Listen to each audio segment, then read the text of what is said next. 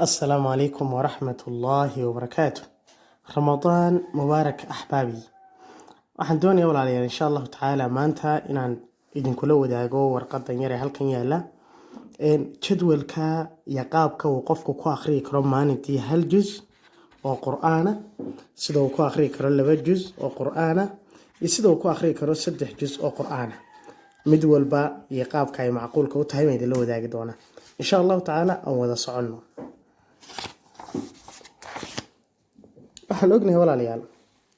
kitaabka Qur'aanka wuxuu ka kooban yahay 600 oo safxadood.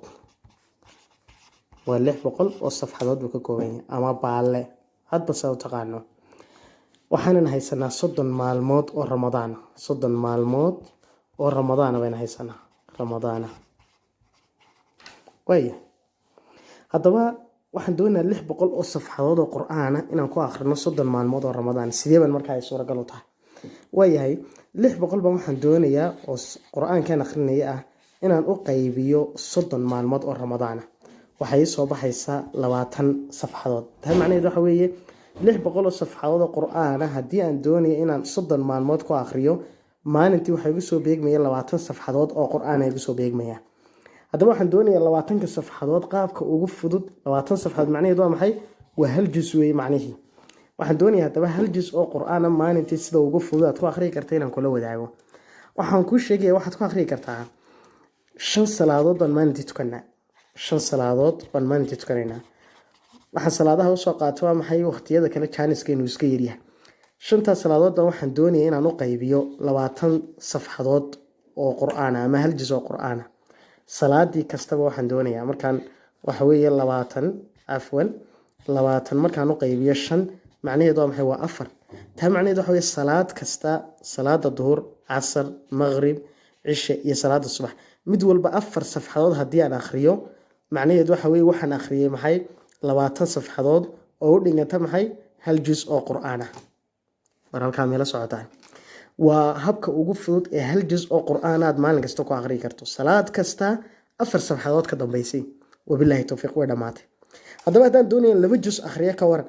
labadii juz wax kale maaha labada juz waa 40 safxadood soo maaha 40kii uu 5 igu qayb macnaheedu waxa weeye 8 safxadood aan laga rabaa inaan salaadii kasta akhriyo ka waran haddii aan doonayo inaan akhriyo 3 juz maalintii waa 60 safxadood soo maaha 3 juz 60kii safxadood waxaan u qaybsanayaa 5 oo 5 salaadood ah maalintii waxay igu soo beegmayaan inaan akhriyo 12 safxadood. haddaba waxa suuragal ah walaalada qaarkood ay yiraahdaan 12 safxadood oo salaadii kasta la akhrinayay salaad kasta dabadeed ama horteed adoo ka bakaataan isleedahay salaada duhur oo kale 12kii barka laga tukadaa xageena saacada bariga Afrika 12kaas waxa suuragal ah dad 12ka aad gasho masaajidka oo buuro ah oo xilliga eedan ku dhacaya aad gasho barka waxaad ku akhriyi kartaa wax far badan 12 safxadood ku akhriyi kartaa wax ka badan oo aad ku akhriyi kartaa. wada kale ayaan ku sheegayaa oo 3 juz oo Qur'aan aad maalinta ku akhriyi karto wadadaas aan isleeyahay aad u fududahay. wadadaas waxa weeye salaada subax iyo waxaan doonayaa salaada duhur iyo salaada casr waxaan rabaa waxa weeye salaada maghribka oo salaada maghrib weeye iyo xilliga waxa weeye suxuurta shanta waqti baan doonayaa inaan 3 juz oo Qur'aan aan ku akhriyo san sameeynaya salaad subax waxaan akhrinayaa 10 bog oo Qur'aan ama 10 safxad ama 10 baalle oo u dhiganta half juz ama waxa loo yaqaan maxay xisbi. salaada duhur isagana waxaan akhrinayaa maxay xisbi kale 10 bog baan akhrinayaa waa xisbi waxa leeyahay halkaas xisbi dheh waka. salaada casr salaad subax maxaan 10 bog uga dhigay waan yareeyay waa half juz salaada duhurna half juz marka salaada duhur waxaad laba waqti baad haystaa inaad marka salaada saa u tukato aad akhrido yeena sidaan sheegaya 12 aad soo gasho aad akhrido waayahay salaada casr adigii duhurkii waad soo yara seexatay soo nasatay casarkii baad masaajidka timaadigoo fresh ah waxaad akhriyi karaysaa hal juz oo Qur'aan ah. salaada maghrib markaan sidaa u afro masaajidkan hore ka soo galaya markaan masaajidka hore uga soo galaba aan salaada maghrib ka tukado waxa wanaagsan masaajidka maghrib ku tukato inaad cishana ku tukato taraawiixdana inaad ku tukato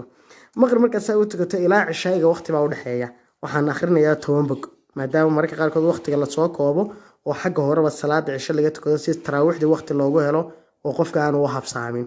way 10 bog baan akhrinaya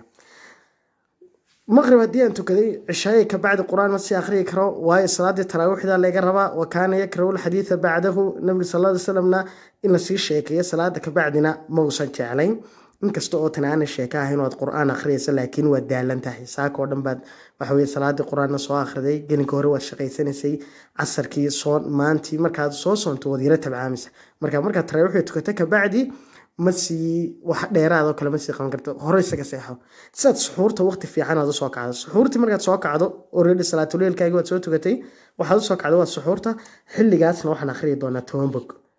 maadaama waqtigaas uu iska kooban yahay 10 bog baan akhrinay waayeen sad subax 10 bog baan akhriyay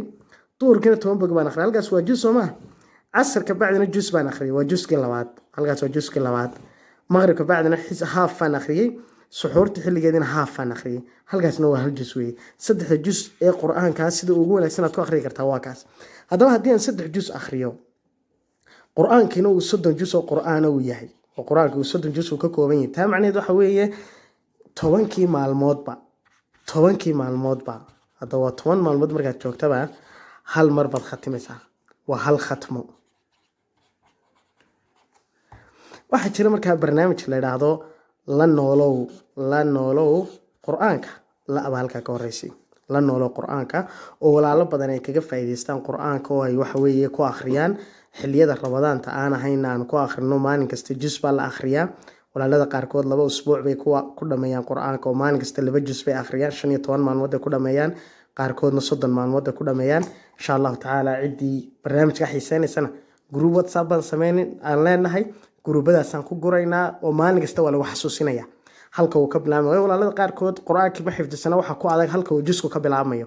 marka waxaan sheegnaa aayada numberkeeda iyo suurada ay ku jirto marka lagu sheego numberkii aayada iyo suurada ay ku jirto waad soo saaran kartaa hadaan aqoon waxa weeye juzkaasi halkaas ka bilaabma ama aayad heblaayo ka bilaabma oo kugu adkaanaysa laakiin marka numberkii aayada lagu sheego waad horaad ka garanaysaa jadwalka kooban warjeynaya inuu idin anfacay insha Allah taala bishma bishi quraanka weeyane quraanka aanu dadaalno السلام عليكم ورحمة الله وبركاته.